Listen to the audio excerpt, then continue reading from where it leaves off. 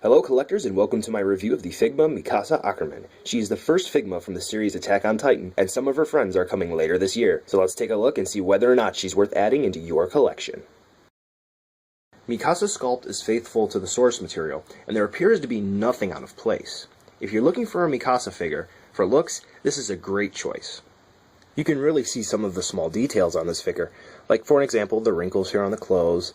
There's small bumps here for the belts, and the straps on her, which you can actually feel, and the folds on her jacket. They're really nice. You can see the pockets there. They're really well sculpted. So, for sculpt, there really is no complaint that can be had about her. However, there's one small one.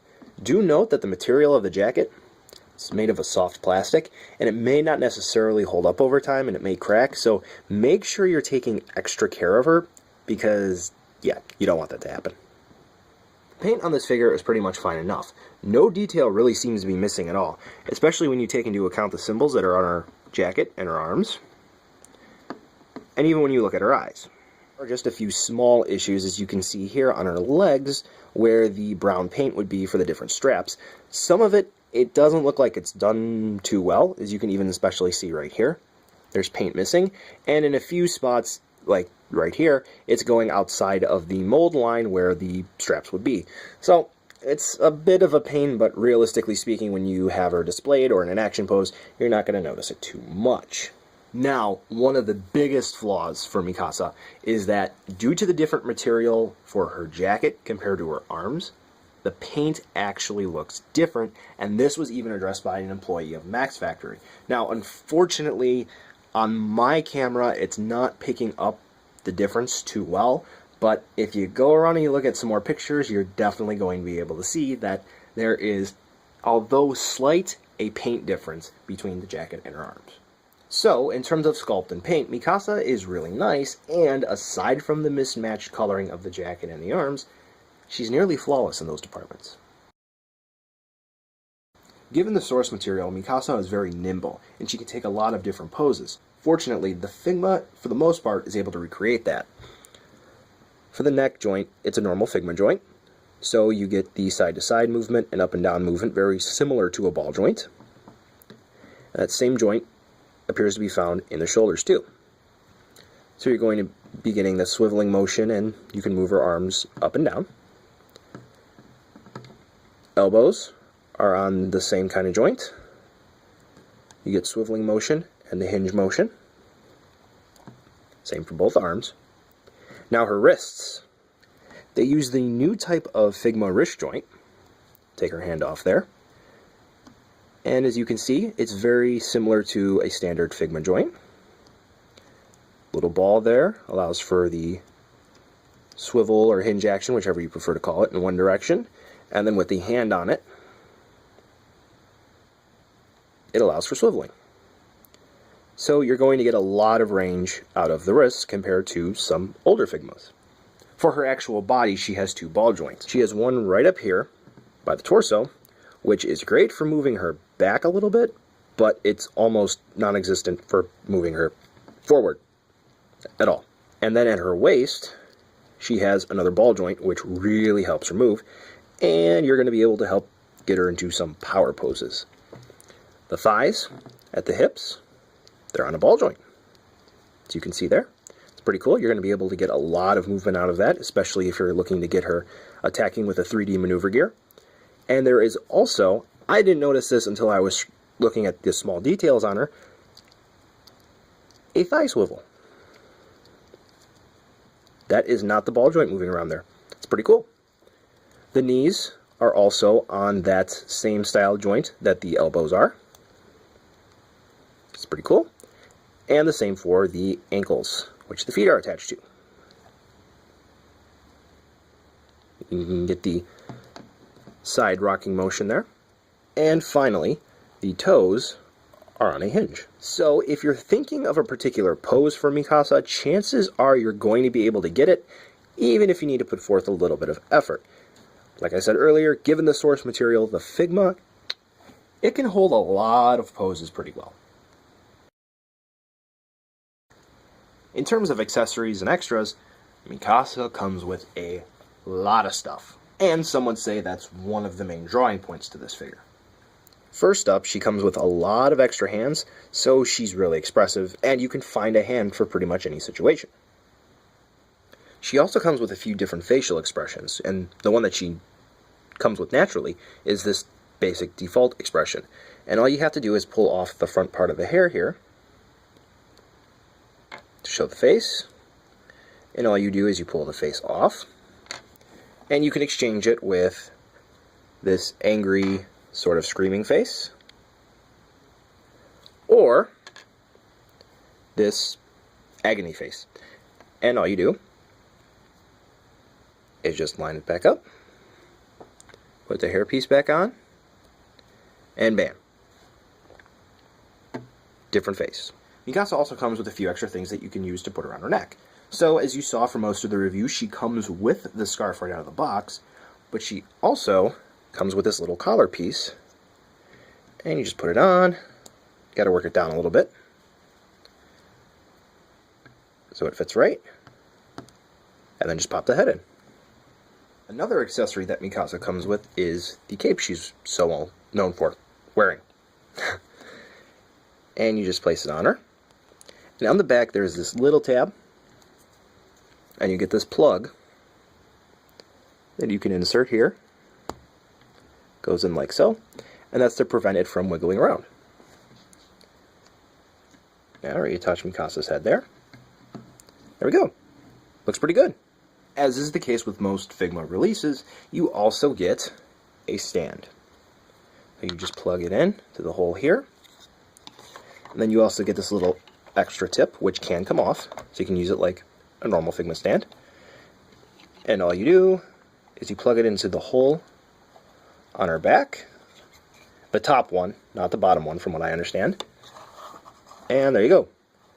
Kind of janky looking right there, but that's what it's used for.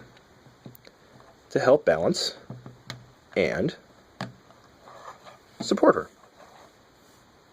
Now, the accessory count starts to really go up when you factor in the 3D maneuver gear.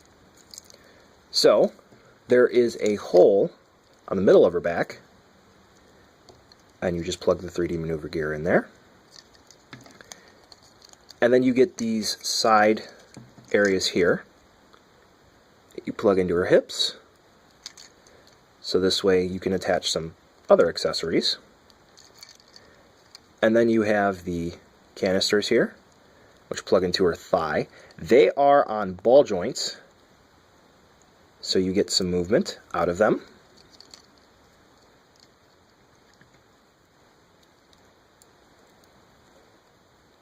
There we go. So yes, now she is wearing 3D maneuver gear. Now, let's get into all the accessories that come alongside this. First and foremost, these swords, blades, whatever you want to call them, that she comes with. As you can see, they're nicely done. You can see the small indents here on the sword. And one of the cool parts about this is that pops off. Yay! So, attaching them to Mikasa is pretty easy. So what you do for the hand part is you just slide it in, like so, and you line up the fingers. So this way she's using them right. And then on the bottom sword, the bottom of the sword, there's this little cable-like thing here. And all you do is plug it in. Like so. So this way now she can actually use her 3D maneuver gear well. Next up for the 3D maneuver gear are parts that allow you to display her using it. So you get these two smoke blast effect parts, and they're kind of a pain to get on, for me at least, to get them on reasonably well. That time it went on well. And you have to be careful because there is a left part and there is a right part. And then you have these fixed blasting lines, I guess, whatever they would be called, and you just slide them into the hole. Now, what's cool about this is that these aren't the only parts she comes with. Another cool accessory for the 3D maneuver gear is that she comes with these sort of string-like attachments that allow you to display her without using fixed parts, like the other two solid plastic pieces. Attachment is really simple. You have this little plug here, and it goes right into the spot where the other parts go. Yay! You get these hook parts here. You get two of them, and these parts can easily just twist off. So this way you have this little base here, and you can just plug in pegs, like so. So this way you can use Stage Act or Figma stands to use these parts with. Now, there's one final part for the 3D maneuver gear. And a lot of people were sort of confused about how this is used, but it's pretty simple. You get this smoke trail. What you do, on the back of the 3D maneuver gear, there's this little tab, and you just got to work at it a little bit, and it'll come off. And then you simply, in some universe, simply attach it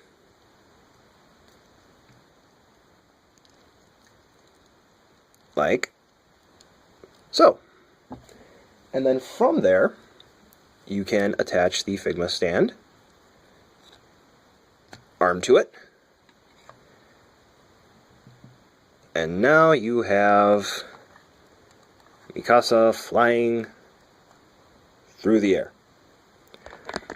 Not the best pose entirely, but it's just for a quick example to show you how it's used. Now, the connection feels pretty safe, but I don't know. Something tells me it might not last for too long, but it doesn't seem like there's anything to worry about.